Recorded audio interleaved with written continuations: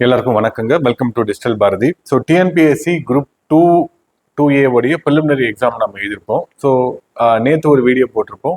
Overall மேலோட்டமான ஒரு அணுகலாக இருந்தது.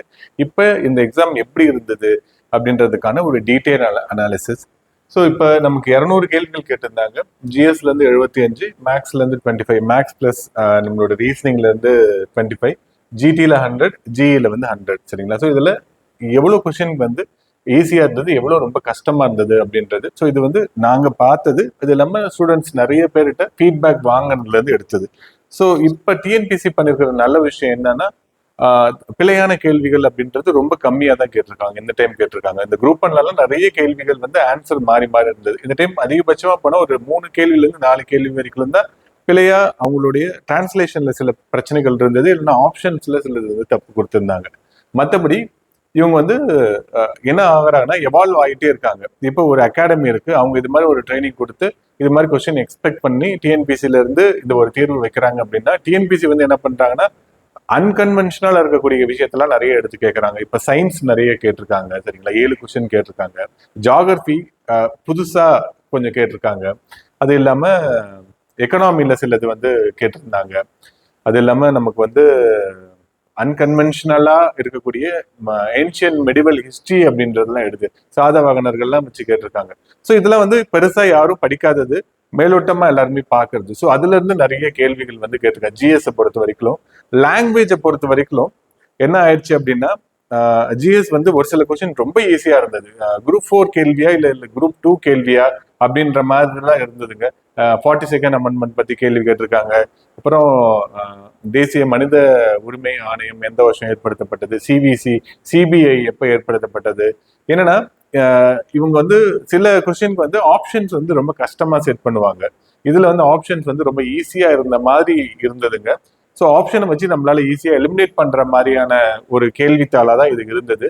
ஸோ ஜிஎஸ்ஸை பொறுத்து இங்கிலீஷும் தமிழும் பாத்தீங்க அப்படின்னா, இங்கிலீஷ் வந்து இந்த டைம் வந்து ரொம்ப லென்த்தியான ஒரு பேப்பரா இருந்தது. 1.25 மணி நேரம் அப்படின்றது யூஸ்வலா பண்ணுவாங்க லாங்குவேஜுக்கு. ஆனா இந்த டைம் வந்து 1.5 மணி நேரம் அந்த லாங்குவேஜுக்காக மட்டுமே உட்காந்து பண்ற மாதிரி இருந்தது. ஏன்னா ஆன்சர் வந்து ரொம்ப ஈஸியா அந்த பேசேஜை படிச்சா நமக்கு தெரிஞ்சிடும். அப்ப என்ன பண்ணுவோம், நம்ம அந்த பேசேஜை ஃபுல்லா படிச்சுட்டு எனக்கு ஈஸியா வரக்கூடிய மார்க் அதை ஏன் நம்ம விடணும் அப்படின்றதுக்காக லென்த்தா அதை நம்ம ஃபுல்லா படிப்போம். இப்ப யூபிஎஸ்சில சிசாட் நீங்க எழுதிருந்தீங்கன்னா உங்களுக்கு தெரியும், எல்லாருமே வந்து ஃபெயில் ஆகக்கூடியது. ஜிஎஸ்ல ரொம்ப நல்லா ஸ்கோர் பண்ணிருப்பாங்க, ஆனா சிசாட்ல எலிஜிபிள் மார்க் கூட எடுத்துருக்க மாட்டாங்க. அதனால மெயின்ஸ்க்கு போக மாட்டாங்க. ஏன்னா அந்த டைம் அப்ப அங்க 2 மணி நேரம் தான் டைம் தருவாங்க, இங்க நமக்கு 3 மணி நேரம். ஆனா இந்த 1.5 மணி நேரத்துல இதை ஃபுல்லா படிச்சு நம்மளால எழுத முடியுமா அப்படின்னா ரொம்ப சிரமமா இருந்தது. இப்ப சிபிஎஸ்சி ஸ்கூல்ல படிச்ச பசங்க ஒரு சிலர் இருப்பாங்க, சரிங்களா? ஸோ இப்ப எங்க டெஸ்ட் பேட்ச்ல எழுதின பசங்க அவங்களாம் ரொம்ப அசால்ட்டா 86, 87 போட்டேன் அப்படின்றத சொல்றாங்க.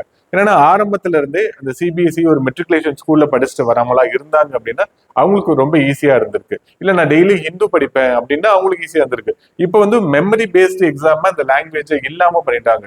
மோஸ்ட்லி குரூப் 2 பொறுத்த வரைக்கும் நம்ம என்ன பண்ணுவோம், நம்மளுடைய மேக்சிமம் டைம் வந்து எதுக்காக படிக்கிறப்ப ஸ்பெண்ட் பண்ணுவோம்னா லாங்குவேஜ்க்காக. ஒரு 70% ஆஃப் டைம் லாங்குவேஜ்க்காகவும் மீதி 30% ஜிஎஸ்க்காகவும் நம்ம பண்ணுவோம். ஆனா இப்ப வந்து என்ன பண்ணிருக்காங்க, இது வந்து மனப்பாடம் பண்ணி நான் இதுக்கு படிக்கணும் அப்படின்ற அவசியம் இல்லை. நீ ஒரு 2 hours வந்து தமிழ் படி, இங்கிலீஷ் படி, மீதி நேரம் எல்லாம் ஜிஎஸ் படி அப்படின்ற மாதிரி சொல்லியிருக்கிறாங்க, சரிங்களா? ஸோ அந்த ட்ரெண்டை இவங்க மாத்துறாங்க. நம்ம ஏற்கனவே கன்வென்ஷனலா இவங்க கேட்கிற பார்ட்ல இருந்து மாறி கன்வென்ஷனலா கேட்கறாங்க. அப்புறம் மெமரி பேஸ்டு எக்ஸாமா இருந்து இதை வந்து உங்களுக்கு எந்த அளவுக்கு புரிதல் இருக்கு, உங்க பிரசன்ஸ் ஆஃப் மைண்ட் எப்படி இருக்கு, உங்களுடைய டெசிஷன் மேக்கிங் ஸ்கில்ஸ் எப்படி இருக்கு அப்படின்றத டெஸ்ட் பண்றாங்க, இல்லைங்களா? ஸோ அது வந்து ரொம்ப முக்கியம். அந்த டைம்ல நம்மளால முடிக்க முடியுமா? இந்த பேப்பரை, இந்த 200 கொஸ்டின் டைம்ல உங்களுக்கு கிடையாது, நீங்க பண்ணுங்க அப்படின்னா 170 மார்க் ரொம்ப ஈஸியா போட்டுருவீங்க. மேக்ஸ் வந்து அன்சால்வபிள் கிடையாது. 18 கேள்வி வந்து ரொம்ப ஈஸியா இருந்தது.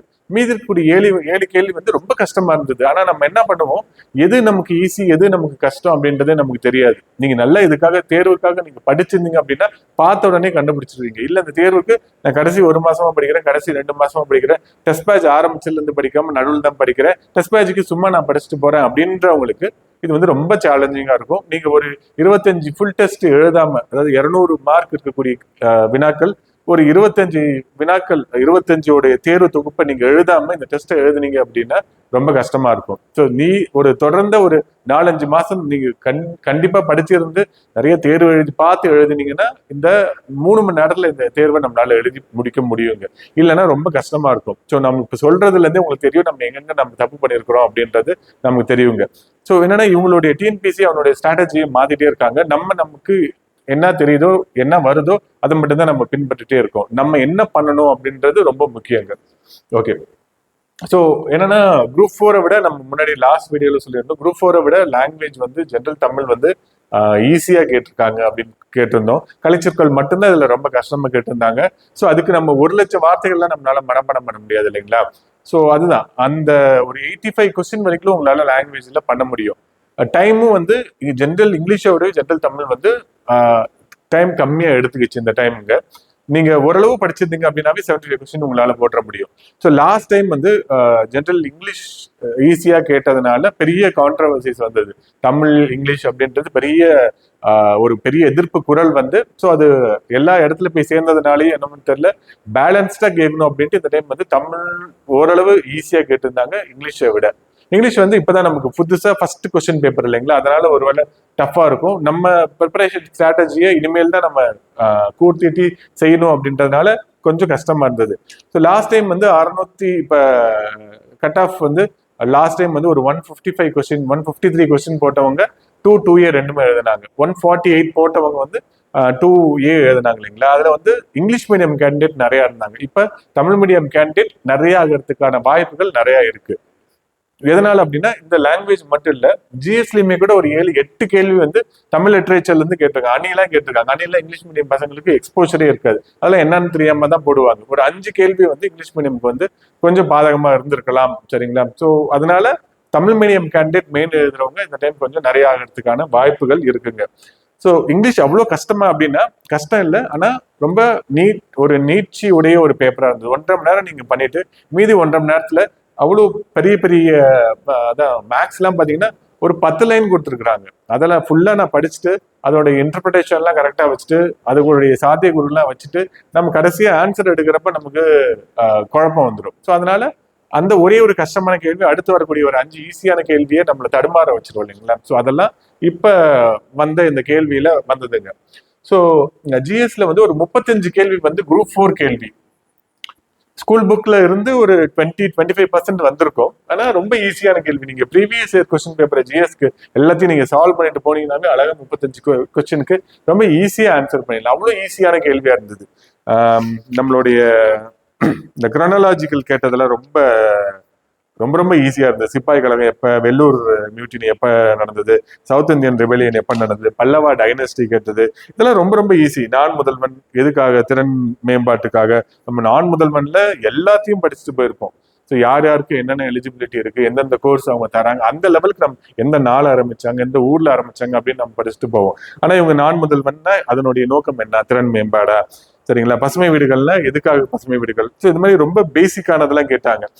ரிசர்வேஷன், விமன் ரிசர்வேஷன் பில் பத்தி அப்ரப்டா அந்த கொஸ்டின்ல தெரியுது 3 ஸ்டேட்மெண்ட்ல ஒரு ஸ்டேட்மெண்ட் தப்பு பண்ணிருக்காங்க அப்படின்றது தெரியுது. ஸோ அதான் எலிமினேஷன் ஆஃப் அந்த ராங் ஸ்டேட்மெண்ட் வந்து ரொம்ப ஈஸி ஆயிடுச்சு. இந்த டைம் வந்து ரொம்ப ஈஸியா இருந்தது, சரிங்களா. ஸோ அதெல்லாம் வந்து இந்த பாவேந்தர் பத்தி கேட்டது அதெல்லாம் ரொம்ப ஈஸி. சாய்ஸை வச்சு ஈஸியா காமராஜருடைய பிறந்தநாள் நமக்கு தெரியும், அண்ணாவுடைய பிறந்தநாள் நமக்கு தெரியும். அப்படின்னு இருக்கப்ப இந்த ஏப்ரல் 29 இருந்து மே வந்து யாருக்கு இருக்கும் அப்படின்றத நம்மளால எலிமினேட் பண்ணிட முடியுங்க.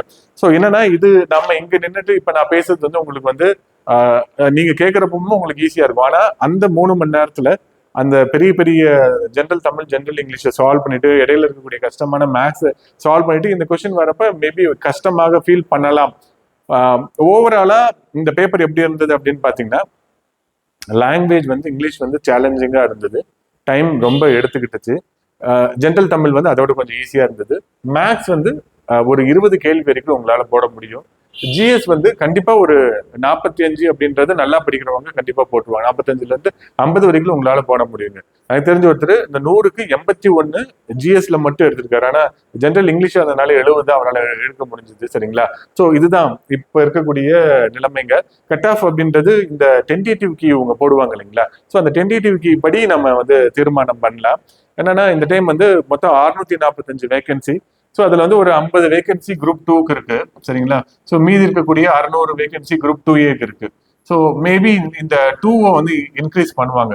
இது வந்து ஒரு 300 வேகன்சியா மாறுது அப்படின்னாலுமே கூட நமக்கு 650க்கு 6500 வேகன்சிக்கு தான் நமக்கு குரூப் 2A செலக்ட் பண்ணுவாங்க. மெயின்ஸ்க்கு எழுத போறது இவ்வளவு பேர் தான் இருப்பாங்க.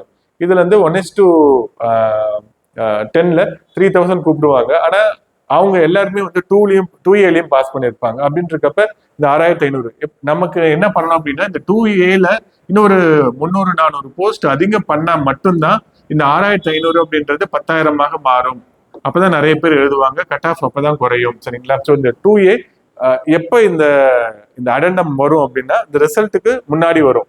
ரிசல்ட் வந்து டிசம்பர்ல போடுறாங்க, எக்ஸாம் வந்து மார்ச்ல நடக்குது. கரெக்டா இன்னும் இப்ப இருந்து நீங்க பாத்தீங்கன்னா கூட ஒரு 150ல இருந்து 170 நாள் டைம் இருக்கும். 2A அண்ட் 2க்கு படிக்கிறதுக்கு ரொம்ப ஈஸியா இந்த டைம்ல நம்மளால படிச்சு எழுதிட முடியுங்க, சரிங்களா. ஸோ ஒரு 150 அப்படின்றது பயங்கர சேஃபான ஸ்கோரா இருக்கும். 145 to 150 அப்படின்றது ரொம்ப ஒரு நல்ல ஸ்கோரா இருக்கும். டென்டேட்டிவ்க்கு வந்ததுக்கு அப்புறம் நம்ம கிளியரா கட் ஆஃப் எவ்வளவு இருக்கும் அப்படின்றத தீர்மானிப்போமுங்க. அதுக்கான வீடியோ அப்படின்றத நம்ம போடுவோம். இந்த 2A உடைய மெயின்ஸ்க்கு நம்ம டெஸ்ட் பேட்ச் லான்ச் பண்ணுவோம். டெஸ்ட் பேட்ச் ரொம்ப டஃபா, ரொம்ப கஷ்டமா இருக்கும். இப்ப நம்ம வச்ச இந்த 2 கொஸ்டின்ல இருந்து நிறைய கொஸ்டின் வந்து பிலிம்ஸ்ல ரிஃப்ளெக்ட் ஆயிருக்கு. அதோட நான் வீடியோவோ பண்றேன். நான் ஜிஎஸ் வந்து அவ்வளவு ஸ்டாண்டர்டா ரொம்ப சூப்பரா எடுத்திருந்தோம். இப்ப வர அந்த நமக்கு இந்த 2Aலையும் மெயின்ஸ்க்கு வந்து டெஸ்ட் பேட்ச் வித் அந்த எக்ஸ்பிளனேஷன் கிளாஸஸ் மட்டும் போடுவோம், சரிங்களா. அதாவது உங்களுக்கு வந்து டெஸ்ட் காலையில நடத்திட்டு மதியானம் அதனுடைய எக்ஸ்பிளனேஷன் ஃபுல்லா இருக்கும். ஒரு கிளாஸா உங்களுக்கு வச்சு சொல்லித்தரதை விட இது வந்து ரொம்ப எஃபெக்டிவா இருக்கும் அப்படின்றதுனால இந்த மாடல் அப்படின்றத எடுத்துட்டு வரோம். ஸோ பார்ப்போம், டென்டேட்டிவ்க்கு வரட்டும். அதுக்கப்புறம் மார்க் என்ன வருது அப்படின்றத பார்த்துட்டு நம்ம ஃபர்தரா ப்ரொசீட் பண்ணுவாங்க. ஓகே, ஆனாலும் இந்த டைம் அப்படின்றது ரொம்ப ரிலாக்ஸ் பண்ணக்கூடிய டைம். ஒரு வாரம் நிம்மதியா இருந்துக்குவாங்க. விழா காலத்தை நல்லா ரிலாக்ஸ் பண்ணிட்டு அடுத்து இந்த டென்டேட்டிவ் போட்டதுக்கு அப்புறம் படிக்க திருப்பி ஆரம்பிச்சிங்க அப்படின்னா கரெக்டா இருக்கும். குரூப் 1 மெயின்ஸ் படிக்கிறவங்க ஒரு நிமிஷம் கூட வேஸ்ட் பண்ணாம படிச்சுட்டே இருங்க. இப்ப நீங்க படிக்கிறது தான் குரூப் 2லயும் மெயின்ஸ்லயும் இருக்க போறது. அதனால இது வந்து ரொம்ப யூஸ்ஃபுல்லா இருக்கும். இந்த டைமை கரெக்டா யூட்டிலைஸ் பண்ணிக்கோங்க. கண்டிப்பா குரூப் 1 தேர்வுலையும் நம்ம பாஸ் பண்ணுவோம், குரூப் 2 2Aலையும் பாஸ் பண்ணுவோம், சரிங்களா. ஒரு தொடர் நல்ல வாய்ப்பு அப்படின்றது நமக்கு இருக்கு. ஸோ தொடர்ந்து படிங்க. நன்றிங்க.